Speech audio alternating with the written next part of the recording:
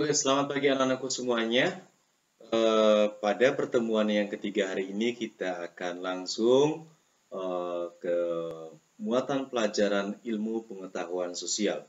Nah, pada bagian kali ini Pak Dedi tidak menjelaskan lagi tujuan pembelajarannya dan juga fokus pembelajarannya karena tadi di sesi pertama sudah Pak Dedi sampaikan kepada anak-anak.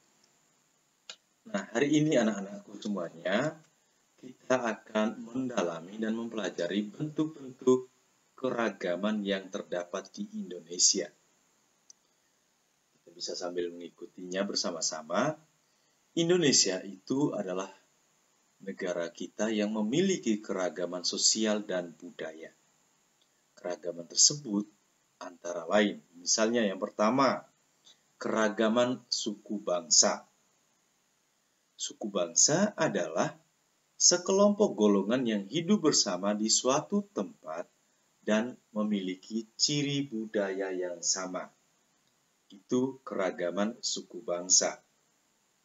Kemudian, contoh suku bangsa yang ada di Indonesia ini banyak sekali dan belum seberapa, masih sangat banyak contoh keberagamannya. Yang pertama misalnya dari Pulau Sumatera ada suku Batak, suku Minangkabau, dan suku Aceh. Kemudian Pulau Jawa dan Bali ada suku Jawa, Sunda, Betawi, dan juga Bali. Nah, yang ketiga dari Pulau Kalimantan, di sana ada suku Dayak, Banjar, dan Melayu. Kemudian di Sulawesi juga ada suku Bugis, suku Minahasa, dan juga suku Buol. Nah, nanti dari Kepulauan Nusa Tenggara ada suku Sasak, suku Sumba, suku Dawan, dan juga masih ada suku Flores. Misalnya Pak Dedi itu sukunya suku Flores. Nah, nanti ada juga dari Kepulauan Maluku dan Papua. Di sana ada suku Tobelo, suku Dani, dan juga suku Asmat. Nah, ini salah satu bentuk keberagaman yang ada di Indonesia. Itu baru dari segi suku. Belum yang lain-lainnya, tentu sangat banyak. Yang kedua, misalnya keragaman bahasa. Ini apalagi? Bahasa yang ada di Indonesia itu ada ratusan bahkan.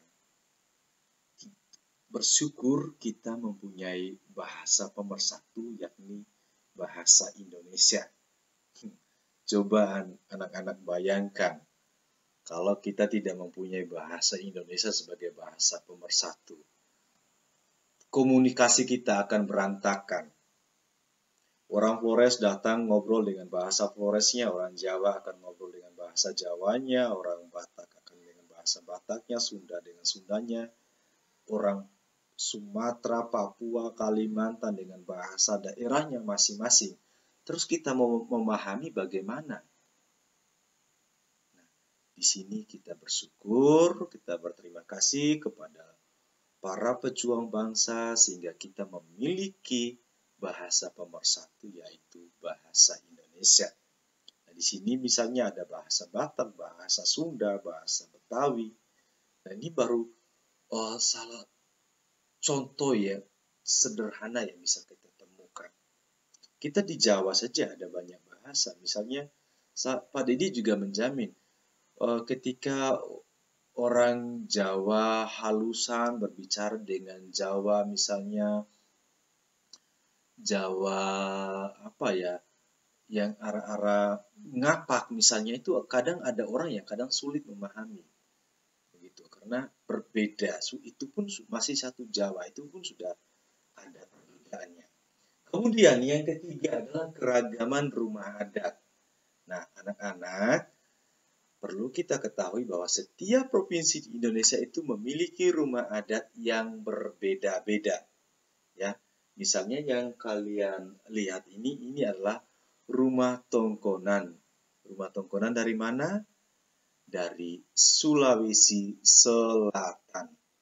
Kemudian di Jawa Tengah ada rumah joglo, terus di Sumatera Barat ada rumah gadang, terus di Papua itu ada Honai. Ini adalah rumah-rumah adat yang ada di Indonesia.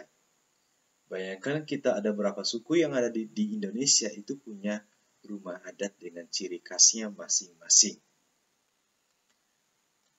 Kemudian keragaman yang lain adalah keragaman tarian.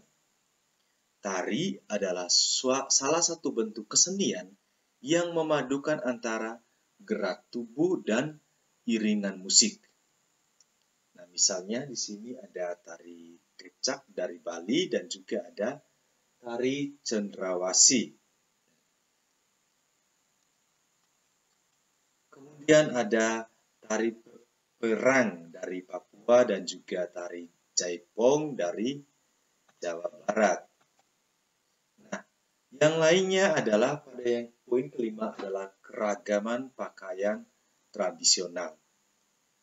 Pakaian adat atau pakaian tradisional merupakan pakaian khas suatu daerah yang biasanya dipakai dalam acara adat.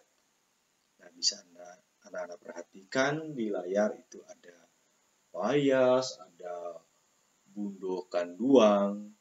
Nah, ini contoh pakaian adat yang bisa kita kenali, yang bisa anak-anak pahami. Misalnya dari Jawa Tengah itu ada beskap, dari Bali ada payas, dari Sumatera Barat ada bundo kanduang. Itu dari keragaman dari sisi pakaian adat. Nanti ada keragaman senjata tradisional juga. Nah, ini senjata tradisional digunakan sebagai pelengkap dari pakaian adat. Fungsinya lebih sebagai aksesoris tambahan. Nah, misalnya di sini anak-anak bisa perhatikan ada rencong dari Aceh, ada keris dari Jawa, dan juga ada tombak trisula dari Sumatera Selatan. Ini keragaman dari senjata tradisional. Ini baru 3. Bayangkan kita di Indonesia ada berapa provinsi, ada berapa daerah. Banyak sekali senjata tradisionalnya. Kemudian, yang ketujuh itu ada keragaman alat musik tradisional. Nah, misalnya tadi, setiap provinsi itu memiliki alat musik tradisional. Cara memainkan alat musik tradisional pun beragam, ya. Cara memainkannya beragam. Tadi sudah kita pelajari di muatan pelajaran IPA tentang bagaimana cara memainkan alat musik. Nah, contoh alat musik tradisional misalnya di sini ada tambo dari Aceh, ada angklung dari Jawa Barat, ada tifa juga dari Papua dan juga biasa digunakan juga dari Maluku. Nah, cara memainkannya bagaimana? Misalnya tifa itu dipukul, ya, dipukul. Kemudian ada tambo dari Aceh juga dipukul, ya. Itu cara memainkannya. Nah, anak-anak, ini adalah pembelajaran kita hari ini. Sampai di sini dulu untuk pertemuan kita hari ini. Nanti kita akan lanjut pada pertemuan selanjutnya. Sekian dan terima kasih. Tuhan memberkati. Santo Petrus dan Canisius akan senantiasa mendoakan kita. Nah, di bagian akhir sebagai latihan pengetahuan untuk ilmu pengetahuan sosial anak-anak, di sini Pak Dedi sudah menampilkan. Silakan mencari informasi dengan bertanya pada orang tua atau keluarga tentang keragaman budaya dari daerah Temanggung yang anak-anak ketahui. Di Temanggung sini keragaman budayanya apa saja? Misalnya rumah adatnya apa, pakaian adatnya apa, senjata tradisionalnya apa, lalu pakaian adat tadi sudah, itu pakaian adatnya apa saja. Juga ada bahasa daerahnya, alat musiknya. Monggo, silakan anak-anak berkreasi sendiri untuk memahami. Ini baik bagi kita sehingga Pak Didi berharap anak-anak semuanya tidak hanya mengenal kebudayaan dari luar saja, dari luar daerah saja, tetapi kita harus mengenal juga keragaman budaya yang ada di daerah kita sendiri, khususnya di Temanggung ini. Nanti silahkan dicatat, ditulis yang rapi, dan lampirkan di dalam classroom. Dan jangan lupa cantumkan juga nama dan nomor absen kalian. Oke, anak-anak semuanya, sampai di sini pertemuan kita hari ini.